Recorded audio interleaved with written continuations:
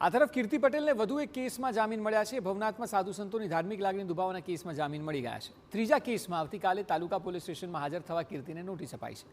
પોલીસની ફરજમાં રૂકાવટના કેસમાં આવતીકાલે કીર્તિ પટેલને હાજર થવું પડશે। જામીન મળ્યા બાદ કીર્તિ પટેલે નિવેદન આપ્યું, સત્ય એ સનાતન છે અને સનાતન એ સત્ય છે। ગઈકાલે ખંડણીના કેસમાં પણ કીર્તિ પટેલને જામીન મળ્યા હતા।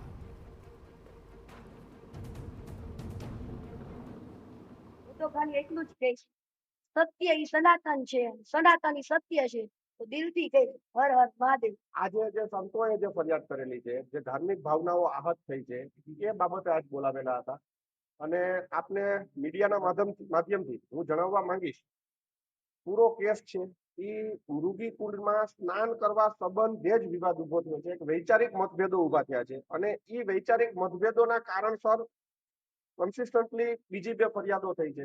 એટલે આ કેસના મૂળ સુધી પહોંચવું એ જ સત્ય બાદ લાવશે।